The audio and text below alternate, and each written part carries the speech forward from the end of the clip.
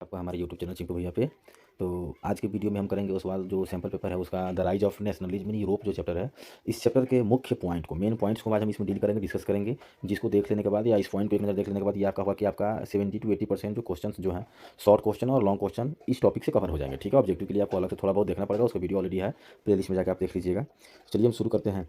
हमारा चैप्टर है rise of nationalism Europe. मतलब सीधी सी बात है कि पूरे यूरोप में जो है नेशनलिज्म का राइज कैसे होता है। नेशनलिज्म बोलने का मतलब ये हुआ कि देशभक्ति या नेशन के प्रति प्रेम। ठीक है, तो पहले हम नेशनलिज्म का मतलब समझते हैं। नेशनलिज्म टर्म है, ये 2 मार्क्स 3 मार्क्स 4 मार्क्स में आ सकता है। दिमाग में रखिएगा कि sense of identity with the nation, इतना ही दिमाग में रखिएगा।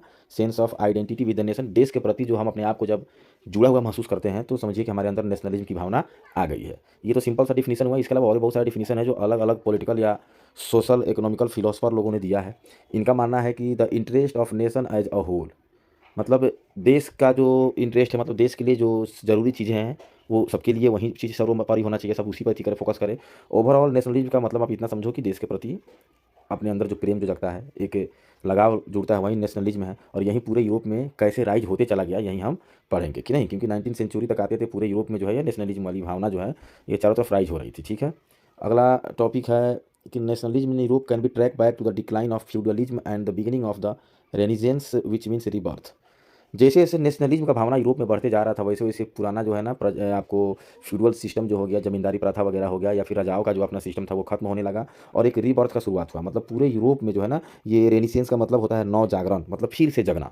पूरे यूरोप में जो है लोगों का सोच बदलना शुरू हो गया, लोगों का पॉलिटिकल आइडिया बदलना, चेंज होने लगा पॉलिटिकल आइडिया। ठीक है, और फ्रेंच रिवॉल्यूशन ही जो है आपको हम कुछ टाइम में पढ़ने को मिलेगा। फिलहाल देखते हैं कि कॉन्सेप्ट ऑफ लिबर्टी हो गया, इक्वालिटी हो गया, फ्रेटर्निटी हो गया और नेशनलिज्म हो गया, ये पूरे सोशल और पॉलिटिकल सेंस में पूरे यूरोप में यह बात फैल गया था। मतलब पूरे यूरोप में जहाँ भी चर्चा हो रहा था, लिबर्टी, इक्वालिटी, फ्रेटर्निटी और नेशनलिज्म, इन्हीं सब चीज़ों का डिस्कस पूरे यूरोप में चल रहा था 19वीं सेंचुरी के दौरान। तभी हमारा इसमें एक मील का पत्थर साबित होता है फ्रेंच रिवॉल्यूशन। 1789 में फ्रेंच रिवॉल्यूशन हुआ था और यह रिवॉल्यूशन जो है एक तरह से देखा जाए तो पूरे यूरोप के लिए एक आपको पाथ का काम करता है। मतलब French revolution pave the way of achievement of bigger goals of nation identity and national pride which can be aptly called nationalism. जो भी नेशनलिज्म, देशभक्ति या नेशनलिज्म के सपोर्टर जो थे, सपोर्ट करते थे, मतलब जो राजाओं के अपोजिट में थे, उनके लिए फ्रेंच रिवॉल्यूशन जो है बहुत फायदेमंद साबित हुआ। फ्रेंच रिवॉल्यूशन होने के बाद पूरे यूरोप में उन्होंने, ये एक तरह से कहा जाए तो नेशनलिज्म को चारों तरफ से भड़का दिया, चारों तरफ से लोगों के दिमाग में बात डाल दिया कि अब जो हम हैं राजतंत्र से फ्री हो सकते हैं, मुक्त हो सकते हैं। कहने का सेंस ये है कि फ्रेंच रिवॉल्यूशन में हुआ क्या था, तो 1789 में फ्रेंच रिवॉल्यूशन हुआ था और इसका आउटकम क्या हुआ कि कॉन्स्टिट्यूशन बन गया और जो मोनार्ची सिस्टम, जो राजा जो है ना, उनके पावर को क्या कर दिया गया, उनके पावर को सीज कर दिया गया, लिमिटेशन में कर दिया गया। ठीक है, और ये जो रॉयल्टी वगैरह उनको मिलता था पहले से, वो सभी चीज़ों को खत्म कर दिया गया। फ्रेंच रिवॉल्यूशन से यही होता है, लोग, जनता जो है राजाओं से परेशान थे, उन्होंने रिवॉल्यूशन किया और इस रिवॉल्यूशन में सबसे ज़्यादा रोल प्ले किया नेशनलिज्म का भावना उनके अंदर। फ्रेंच रिवॉल्यूशन से क्या होता है कि बहुत सारे बदलाव आने शुरू हो जाते हैं यूरोप में। उसमें सबसे ज़बरदस्त जो नाम सामने आता है वो आता है नेपोलियन बोनापार्ट का आता है। नेपोलियन बोनापार्ट का क्यों नाम आता है, क्योंकि फ्रेंच रिवॉल्यूशन होता है, बहुत सारे बदलाव होते हैं। एक समय नेपोलियन भी फ्रांस से गद्दी पे बैठता है और जब वो फ्रांस से गद्दी पे बैठता है तो उसने काफ़ी अच्छे अच्छे एडमिनिस्ट्रेटिव बदलाव किए। जैसे कि 1804 में उन्होंने सिविल कोड लाया, जिसको नेपोलियनी कोड भी कहा जाता है। इसमें उन्होंने काफ़ी अच्छा जो है चेंजेज किया, जो कि सोसाइटी के डिमांड के हिसाब से था कि नहीं। तो आप इस यहाँ पे एक चीज़ दिमाग में रखिएगा कि सिविल कोड जो है या नेपोलियन कोड कब आया था, 1804। और नेपोलियन बोनापार्ट कहाँ का था, तो फ्रांस का था, याद रखिएगा। ये बहुत बड़ा वॉरियर योद्धा था। अब आते हैं advent of liberalism in Europe. Europe में जो है ना, ये लिबरलिज्म का उदय या उनका जो आइडियोलॉजी जो है पूरे यूरोप में कैसे धीरे धीरे मतलब हावी होता है, सब पे सभी लोग लिबरलिज्म को कैसे फॉलो करना शुरू करते हैं। तो उससे पहले लिबरलिज्म को जानने से पहले पहले लिबरल शब्द का मतलब समझिए। इसका मतलब होता है जो सभी को साथ लेके चलते हैं। ठीक है, 18th सेंचुरी, इस टॉपिक को दिमाग में रखिएगा। ड्यूरिंग मिड 18th सेंचुरी, 18वीं सेंचुरी के मध्य में यूरोप जो था पहले नेशन स्टेट नहीं था। नेशन स्टेट के जैसे कहने का मतलब जैसे आज हम इंडिया, नेपाल, बांग्लादेश, भूटान जो कह रहे हैं, ये अपना अलग अलग राष्ट्र हैं। तो पहले यूरोप जो है राष्ट्र में या अलग अलग नेशन में नहीं था, बल्कि वो किंगडम्स में डिवाइड था। किंगडम्स मतलब राजाओं में, हर राजा का अपना अपना एक अलग क्षेत्र होता था। और उस समय जो जितने भी किंग थे उनमें सबसे ज़्यादा पावरफुल एम्पायर जो था ऑटोमन एम्पायर था, जो कि लगभग पूरे ईस्ट और सेंट्रल यूरोप पे उसका कब्जा था। और इसके अलावा ग्रीस हो गया, फिर हैब्सबर्ग एम्पायर भी था जो कि ऑस्ट्रिया और हंगरी की तरफ उनका शासन था। तो ऑटोमन एम्पायर हो गया, हैब्सबर्ग एम्पायर हो गया। हिस्ट्री में आपको यूरोप में यही दो स्ट्रॉन्ग एम्पायर आपको नजर आएंगे। ठीक है, अब आते हैं the rise of conservatism and revolutionaries. Conservatism का मतलब ये हो गया कि जो क्विक चेंज नहीं पसंद करते हैं, पुराने सोच के रूढ़िवादी लोग। रिवोल्यूशनरीज का मतलब हो गया जो आंदोलन से तुरंत बदलाव करते हैं, बदलाव के पक्ष में हो। दिया कि middle class believed, middle class जो था यूरोप में पूरे मिडिल क्लास के अंदर ये विश्वास नेशनलिज्म और लिबरल लोगों ने ही डाला था कि उनके अंदर ये विश्वास बन गया था कि फ्रीडम और इक्वालिटी जो है सभी को होना चाहिए, एक ऐसा नियम होना चाहिए, एक ऐसा नियम जो सबके लिए बराबर हो। और ये सोचने का नज़रिया नेपोलियन कोड आने के बाद और बदल गया कि उन्होंने ये नियम लगाया हुआ था। Liberalism was used by them to end aristocracy. लोग लिबरिज्म आइडिया को फॉलो इसलिए करते थे क्योंकि उसमें क्या था, राजाओं के खिलाफ वो थे। उनका मानना था कि समाज एक ऐसा स्ट्रक्चर होना चाहिए जहाँ सबको साथ लेकर चला जाए, कोई बड़ा या छोटा जन्म से नहीं हो, कर्म से होना चाहिए कि नहीं। लेकिन ये चीज़ें तभी तक कायम रही जब तक नेपोलियन था। बाद में सभी लोगों ने, अगर आपने चैप्टर पढ़ा है तो आपको ट्रीटी ऑफ वियना याद होना चाहिए। सभी लोगों ने मिलकर क्या किया था, नेपोलियन के खिलाफ अटैक किए करके उसको हराया था वाटरलू के युद्ध में। दिया हुआ भी 1815 में जब नेपोलियन हार जाता है तो चारों तरफ जब हार जाता है तो इसका जितना भी जो बदलाव था वो तो प्रभावित होता ही है। और पूरे यूरोप में कंजर्वेटिज्म के आधार पर ही शासन या सरकार बनाई जाती है। जब भी हम कंजर्वेटिज्म बोल रहे हैं, मतलब कहने का मतलब है ओल्ड सिस्टम जो राजाओं द्वारा फॉलो किए जाते थे।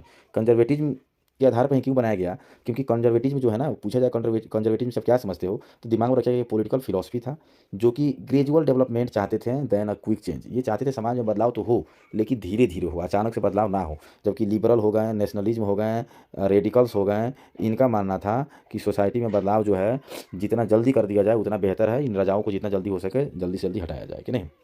1815 में जब नेपोलियन हार जाता है कि नहीं, उसके बाद भी ऐसा नहीं है कि लोगों ने राजाओं के खिलाफ या मोनार्ची के खिलाफ या नेशन स्टेट जो है, एक अलग नेशन स्टेट, एक अलग आइडेंटिटी का डिमांड करना छोड़ दिया हो, ऐसा नहीं है। अभी भी बहुत सारे जो है ना, आपको सीक्रेट सोसाइटी चलते थे, गुप्त संस्थाएं जो थी अभी भी एक्टिव थी, जो कि रिवोल्यूशनरीजों द्वारा चलाई जाती थी, क्रांतिकारियों द्वारा जो चलाया जाता था।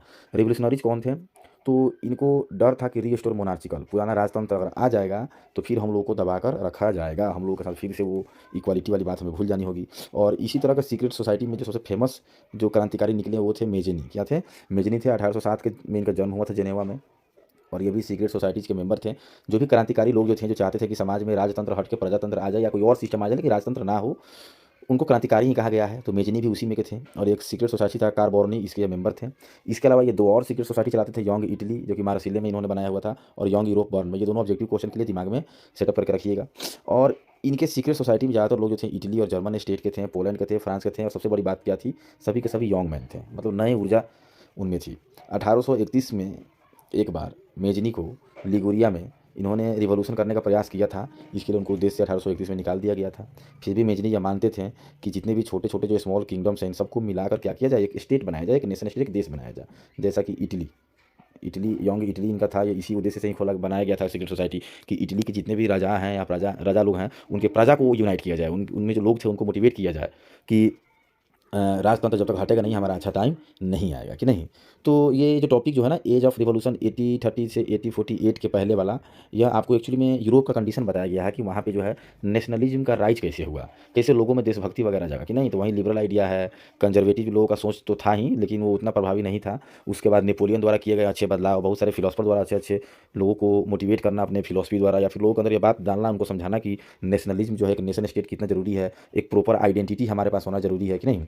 उसके बाद 30 to 48 क्या है, या रिवॉल्यूशन का टाइम है, लोगों द्वारा लिया गया एक्शन है। जैसे कि लिबरिज्म और नेशनलिज्म जो है ये एक साथ मिलकर बहुत से रीजन में इन्होंने रिवॉल्यूशन करना शुरू कर दिया कि नहीं। और जैसे कि इटालियन, जर्मन स्टेट, ये सब पहले क्या थे, ऑटोमन एम्पायर के पार्ट थे। लेकिन आज इटली जर्मनी अलग स्टेट है कि नहीं है, देश है कि नहीं है। आयरलैंड हो गया, पोलैंड हो गया, सब पे पहले एक ही ऑटोमन एम्पायर शासन करता था। तो जो रिवॉल्यूशन जो शुरू होता है फ्रेंच रिवॉल्यूशन के बाद, जब नेपोलियन हार जाता है, चारों तरफ फिर से ओल्ड सिस्टम आ जाता है। उसके बाद पहली बार 1830 में फिर से पहला जो रिवॉल्यूशन शुरू होता है वो फ्रांस से ही शुरू होता है कि नहीं। इसको जुलाई रिवॉल्यूशन भी बोलते हैं। उसके बाद दूसरा घटना क्या घटता है, ग्रीक वार ऑफ इंडिपेंडेंस। यहाँ जो नेशनलिस्ट फीलिंग्स जो थी उनको मोबिलाइज किया गया, मैंने लोगों में यह बात डाला गया कि नहीं। उनको एजुकेटेड ग्रुप जो थे उन्होंने लोगों के अंदर क्या किया, नेशनलिस्ट फीलिंग्स को उन्होंने जगाया। और इसके कारण क्या था, ग्रीक भी हमारा इंडिपेंडेंस हो गया ट्रीटी ऑफ कॉन्स्टेंटिनोपल के तहत। क्योंकि मेन पॉइंट को दिमाग में रख रहे हैं, टोटल चैप्टर डिस्कस करेंगे, जरा समय लग जाएगा। आप इतना दिमाग रखो, जो रिवॉल्यूशन होता है तो ग्रीक वार ऑफ इंडिपेंडेंस उसमें है, आपको जुलाई रिवॉल्यूशन है, और ग्रीस का दिमाग में रखिएगा, ट्रीटी ऑफ कॉन्स्टेंटिनोपल 1924 में हुआ था। अब आते हैं culture played an important role in creating. अब लोगों के अंदर ये आइडियाज़ कहाँ से आते थे नेशनलिस्ट का, तो उसमें कल्चर का बड़ा इंपॉर्टेंट रोल रहा है, आर्ट का, पोएट्री का, स्टोरीज का, म्यूजिक का।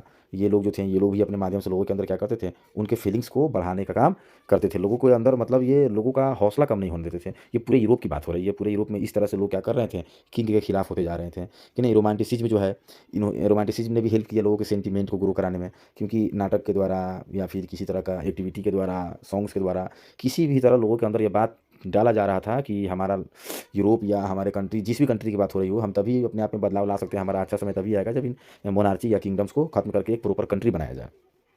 इसमें आपको आर्ट, पोएट्री, स्टोरीज वगैरह से तो हेल्प मिल ही रहा था। इसके अलावा सबसे इंपॉर्टेंट फैक्टर था लैंग्वेज। ये आपको सवाल सैंपल पेपर का क्वेश्चन भी है जो कि बोर्ड एग्जाम में आ सकता है कि language to play an important role developing in national sentiment.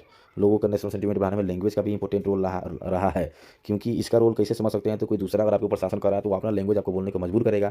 उसमें क्या होगा, आप अपने लैंग्वेज को खोते जाइएगा। अब उस स्थिति में कोई आपको आके बोले कि आपका भाषा ही आपका पहचान है, तो आपके अंदर एक ऊर्जा का संचार आएगा कि नहीं, ये बात सही है। और एक के बदले जब धीरे धीरे हज़ार लोग ये बात कहने लगे तो ऑटोमेटिक आप क्या कीजिएगा, सामने वाले से लड़िएगा अपने लैंग्वेज के रक्षा के लिए, अपने पहचान के लिए। तो लैंग्वेज ने भी एक इंपॉर्टेंट रोल प्ले किया है। 1830 तक आते आते जो है चीज़ों का प्राइस भी बढ़ रहा था, हार्वेस्ट वगैरह भी बुरा हो रहा था, ऊपर से पोइट्री वगैरह, गरीबी भी पूरे यूरोप में आ गई थी, पॉवर्टी। ये सब भी एक कंडीशन था कि लोग क्या थे, रिवोल्ट करने के लिए मजबूर हो रहे थे। क्योंकि अगर आपके देश का स्थिति खराब है तो जो देश चला रहा है उससे लोग शिकायत करते हैं। तो इन सब प्रॉब्लम्स को लेकर भी लोग राजा लोगों से क्या थे, परेशान थे। इसके अलावा नेशनल सेंटिमेंट अलग से, फीलिंग्स अलग से था कि नहीं। अब 1848 में एक बार क्या हुआ कि नेशनल असेंबली बना भी था जर्मन में, और लोगों ने फ्रैंकफर्ट पार्लियामेंट में वोटिंग भी किया था। लेकिन समहाउ कैसे भी करके वो सक्सेस नहीं हुआ। और धीरे धीरे पॉलिटिकल राइट्स जो है महिलाओं का, ये भी एक मुद्दा बन के चला गया। मतलब अलग अलग बहुत सारा मुद्दा जो है ना ऐड होते गया, और आगे चल के यह एक तरह से क्या किया, नेशन स्टेट बनाने में, लोगों को यूनाइट करने में ये बहुत बड़ा रोल फैक्टर साबित हुआ। तो 1830 से 1848 का हम लोग देख रहे हैं मुख्य घटना। महिलाओं का पॉलिटिकल राइट का इशू अलग था। जर्मनी में फ्रैंकफर्ट में जो वोटिंग हुआ था वो भी कैंसिल हो गया। इधर लोग रिवोल्ट कर ही रहे थे। कंजर्वेटिव लोग जो थे ये क्या कर लिए थे कि ये ज़बरदस्ती क्या करना चाह रहे थे कि लिबरल मूवमेंट को दबाना चाह रहे थे कि नहीं। लेकिन could not restore the old order. इन्होंने लाख कोशिश कर लिया, लेकिन पुराना सिस्टम जो है कंजर्वेटिव के लाख प्रयास के बाद भी यूरोप में नहीं आ पाया, राजतंत्र उतना अच्छे से नहीं हो पाया। उसके अलावा था 1848 के बाद यूरोप के बहुत सारे नेशनलिस्ट जो हैं, ये Europe moved away from it association with democracy and revolution. लगभग सभी लोगों ने खुलकर यह डिमांड करना शुरू कर दिया कि जो भी हो, हमको एक डेमोक्रेटिकल गवर्नमेंट चाहिए, या फिर जो भी गवर्नमेंट हो उसमें डेमोक्रेसी वाली सिस्टम होनी चाहिए, नहीं तो रिवॉल्यूशन तो होना ही होना है कि नहीं। तो ये सब 1830 टू 1848 की मुख्य मुख्य घटनाएं हैं। उसके बाद हम पढ़ेंगे जिन कुछ बहुत सारे नेशन स्टेट्स उभरते हैं, लेकिन हम सबके बारे में नहीं पढ़ेंगे। हमको जर्मनी, इटली और ब्रिटेन के बारे में जानना है, तभी हम जर्मनी के बारे में देखते हैं। जर्मनी का यूनिफिकेशन कैसे होता है, ठीक है, ये क्वेश्चन आएगा ही आएगा। आपको ये 4 पॉइंट दिमाग में रखिएगा। पहला पॉइंट, 1848 से ही जो जर्मनी के मिडिल क्लास जो थे, वो जर्मन्स के अलग अलग रीजन्स में जो अलग अलग किंगडम्स के पार्ट थे, वहाँ से लोग लगातार ये कॉन्फेडरेशन मतलब ग्रुप बना के, संस्था बना के लगातार कोशिश कर रहे थे जो एक यूनाइटेड नेशन बनाए, मतलब एक कंट्री बनाया जाए, एक स्टेट, नेशन स्टेट बनाया जाए। और इसमें पर्सिया ने क्या किया, लीडरशिप का रोल प्ले किया। जनवरी 1871 को नया जर्मन एम्पायर बनता है पर्सिया के हेल्प से। और कैसर विलियम फर्स्ट जो है, इनको हॉल ऑफ मिरर में, वर्साइल में एक जगह है, वहाँ इनको क्या किया गया, जर्मन एम्पायर इनको घोषित किया गया। उसके बाद से नया जर्मन एम्पायर क्या होता है, बनता है। और वहाँ जो भी आज हम देख रहे हैं वो करेंसी, बैंकिंग, लीगल या जुडिशियल सिस्टम जो भी है, सबको मॉडर्नाइज किया गया। मतलब पुराने राजा का जो सिस्टम है उसको चेंज कर दिया गया। इस तरह से हमारा जर्मनी अस्तित्व में आया। अब हम इटली के बारे में देखते हैं। इटली का भी वही कहानी था। शुरू में ये 7 स्टेट में डिवाइड था। सेंट्रल पार्ट जो था वो पोप के अंडर में था। और 1831 और 1848 में जो रिवॉल्यूशन जो हुआ था, वहाँ के इटली के राजा विक्टर इमेलियन द्वितीय के लीडरशिप में, जो कि सर्दिना पीडमोंट के राजा थे कि नहीं। तो उस मोमेंट में क्या हुआ कि काफ़ी लोगों ने इनका साथ दिया था। जैसे चीफ मिनिस्टर काउंट कैवर हो गए, इन्होंने भी रोल प्ले किया था। और बहुत सारे लीडर्स ने रोल प्ले किया था, गैरीबाल्डी थे, मेजनी थे, सबने रोल प्ले किया था। तो फाइनली जाके इटली का भी यूनिफिकेशन हुआ 1861 में। हालांकि 1831, 1848 में 2 बार मूवमेंट हो चुका था, लेकिन फाइनली 1861 में हम बोलेंगे कि इटली जो है आपको एक नेशन स्टेट के रूप में सामने आया और रोम को उसका राजधानी बनाया गया। तो इस तरह से सभी स्टेट्स जो है ना धीरे धीरे क्या हो रहे थे, आपको इंडिपेंडेंट हो रहे थे। तो चूँकि चैप्टर में आपको 3 पढ़ना था, इटली, ब्रिटेन और जर्मनी, वो तो और ओसवाल सैंपल को फॉलो किया जाता है। जर्मनी के बारे में नहीं दिया हुआ है इसमें, तो इटली और जर्मनी को अच्छे से रिवाइज कर लीजिएगा। हो सकता है इन दोनों में से कोई एक एग्जाम में आए। अब विजुअलाइजिंग द नेशन वाले टॉपिक में ये पढ़ना है कि राष्ट्र को लोग किस चीज़ के रूप में रिप्रेजेंट करते थे, या किस चीज़ में रिप्रेजेंट करना उन्होंने शुरू किया। 18 और 19 सेंचुरी में बताया जा रहा है कि बहुत सारे सिंबल के रूप में लोग क्या करते थे, आर्टिस्ट हो गए या फिर क्रांतिकारी रिवोल्यूशनरी लोग हो गए, ये अपना अलग अलग कॉन्सेप्ट, उनके दिमाग में जो भी कॉन्सेप्ट थी, अलग अलग चीज़ से रिप्रेजेंट करते थे अपने नेशन स्टेट को। और ये जो सिंबल्स वगैरह होते थे वो इमेज के रूप में होते थे, जो एवरीडे लाइफ से रिलेटेड होते, ताकि जो कि अनएजुकेटेड लोग जो हैं वो आइडेंटिफाई कर पाएँ, समझ पाएँ। रिवॉल्यूशन के दौरान जो है ना नेशन को एज ए पर्सन रिप्रेजेंट किया जाता था। दिमाग में इसको रखिएगा कि रिवॉल्यूशन के दौरान आर्टिस्ट जो है नेशन को एज ए पर्सन रिप्रेजेंट करते थे कि नहीं। लेकिन धीरे धीरे क्या हो गया, ऐसा एलोगरी बन गया, मतलब ऐसा सोच लोगों के अंदर डेवलप्ड होते गया कि किसी एक ऐसे आइडिया को रिप्रेजेंट किया जाए जिसमें क्या हो कि लोग जिससे कनेक्टेड फील हो कर पाएँ अपने आप को, कि नहीं? तो इस तरह से क्या हुआ कि सिंबल के रूप में धीरे-धीरे जो है आगे चल के जो है आपको फीमेल एलेगोरी फेमस होता चला गया। लोग नेशन को जो है फीमेल के रूप में रिप्रेजेंट करना शुरू कर दिया, चूँकि फीमेल से लोग ईज़िली कनेक्ट कर पाते हैं। लिबर्टी हो गया, फ्रीडम वगैरह हो गया, महिलाओं को ज़्यादा नहीं था उस समय। तो इसीलिए फीमेल के रूप में रिप्रेजेंट किया गया ताकि इससे लोगों के अंदर मैसेज जाए कि हम लोग अभी भी पूरी तरह से क्या हैं, फ्री नहीं हैं। अभी भी हम लोग जो हैं जंजीर में जकड़े हुए हैं। तो इस तरह से एक एलेगरी बन गया कि नेशन स्टेट को जो है पर्सन के रूप में रिप्रेजेंट ना करके जो है एक फीमेल के रूप में रिप्रेजेंट किया जाए, और ये आगे चल के आज भी इसी चीज़ को फॉलो किया जाता है। जैसे हम लोग भारत माता बोलते हैं, वैसे ही फ्रांस में मैरियाना बोलते हैं, जर्मनी में हमारा जर्मेनिया बोलते हैं, कि नहीं? और जब हमारा जर्मनी जब गुलाम था, जब राजाओं के अंदर था, तो जो नेशनलिस्ट या रिवोल्यूशनरी लोग हैं, वो जर्मेनिया को ब्रोकन चेन में दिखाते थे। तो इससे लोग कनेक्ट हो पाते थे कि भाई हमारा जो अपना जो कंट्री जो है वो जंजीरों में जकड़ा हुआ है, हमें उसे आज़ाद हर हाल में कराना ही होगा। तो ये इस तरह से भी लोगों की भावनाओं को क्या किया जाता था, ग्रो कराया जा रहा था। अब अगला टॉपिक है हमारा नेशनलिज्म एंड इम्पेरियलिज्म। इम्पेरियलिज्म का मतलब होता है अपना टेरिटरी को बढ़ाना। इतना छोटा सा देश है, अब ये धीरे धीरे इतना बड़ा हो जाए, कि नहीं? तो ये इम्पेरियलिज्म हो गया, मतलब बाकी कंट्रियों पे कमज़ोर लोग जो हैं उनको क्या कीजिए, उनके ऊपर अटैक कीजिए, उनको अपना गुलाम बना लीजिए। 18वीं सेंचुरी और मिड 19वीं सेंचुरी तक आते आते यह क्लियर हो गया था लगभग। यूरोप में बहुत सारे कंट्री जो है अपना इंडिपेंडेंट नेशन स्टेट बन चुके थे। मोनार्ची सिस्टम, किंगडम सिस्टम खत्म हो चुका था। कैसे हो चुका था उसका शॉर्ट नोट हम ऊपर देखे हैं। अब यूरोप में एक नया सा कंपटीशन जो आ गया, जो पावरफुल कंट्रियाँ जो थीं यूरोप की, जो मेजर यूरोपियन पावर्स कंट्रियाँ जो थी, जैसे कि रसिया हो गया, जर्मनी हो गया, इंग्लैंड हो गया, ऑस्ट्रिया हंगरी हो गया, इन्होंने नेशनलिज्म के नाम पे यूरोप में इन्होंने अपना जो है ना इम्पेरियलिज्म बढ़ाने को देखने लगा। मतलब अपने कंट्री को पावरफुल करने के चक्कर में ये जो है ना दूसरे जगहों पे दूसरे माने अपना अपना कंट्री को ज़्यादा पावरफुल दिखाने के लिए ये बाकी कंट्रियों को जो कमज़ोर थे ना उनको अपने में इन्होंने मिलाना शुरू कर दिया। तो इसमें क्या हो गया, सबसे ज़्यादा इन सभी कंट्रियों के लिए सबसे फ्री का क्षेत्र क्या इनको नज़र आ रहा था, बाल्कन। क्योंकि उस समय वहाँ ऑटोमन एम्पायर का शासन था, तो वहाँ शासन था तो वहाँ के लोग भी धीरे-धीरे विरोध कर रहे थे, राजतंत्र से मुक्त होना चाहते थे, और इसमें इन कंट्रियों को क्या हो गया, इन्होंने क्या किया, नेशनलिज्म के नाम पे लोगों को भड़का के जो हम आपको आज़ाद करना चाहते हैं, उसके नाम पे इन्होंने बाल्कन को हड़पना चाहा। प्रॉब्लम क्या हो गया कि सभी पावरफुल कंट्रियों का दिमाग बाल्कन्स पे आ गया, और यही कारण था कि सब आपस में क्या होने लगे, लड़ने लगे। अब हम जब भी बाल्कन कह रहे हैं उसका मतलब हो गया अभी के टाइम के रोमानिया हो गए, बुल्गारिया हो गया, अल्बानिया हो गया, ग्रीस हो गए, मैसेडोनिया हो गया, क्रोएशिया हो गया, बोस्निया हो गया, और हर्जेगोविना हो गया, स्लोवेनिया हो गया, सर्बिया हो गया, मोंटेग्रो हो गया। इतने कंट्री जो थे पहले जो इंडिपेंडेंट नहीं थे, और ये रसिया, जर्मनी, इंग्लैंड और ऑस्ट्रिया हंगरी इन्होंने इनको इंडिपेंडेंट करने का जिम्मा लिया। कहने का मतलब इंडिपेंडेंट के नाम पे, नेशनलिज्म के नाम पे इन्होंने इसको हड़पने का प्रयास किया, और इस कारण ये सभी आपस में क्या हो गए, लड़ बैठे। और आगे चल के फर्स्ट वर्ल्ड वार जो हमारा होता है 1914 से जो 1918 तक चला, उसका सबसे बड़ा कारण जो है, उसका सबसे बड़ा कारण यही था, यही बाल्कन से ही शुरू होता है। तो यहाँ पे हमारा चैप्टर जो है, या कह सकते हैं कि हमारा यह जो है एक छोटा सा शॉर्ट नोट था, rise of nationalism in Europe. Serially आपको समझ में नहीं भी आया हो तो बस टॉपिक जो बताया गया है वो टॉपिक का बस मेन मेन बात दिमाग में रखिए, बस थोड़ा बहुत दिमाग में रखिए, आपका लॉन्ग और शॉर्ट क्वेश्चन यहीं से हो जाएगा, अच्छे से हो जाएगा। और वीडियो अच्छा लगा हो, हेल्पफुल लगा हो तो प्लीज़ इसे ज़्यादा से ज़्यादा शेयर करें।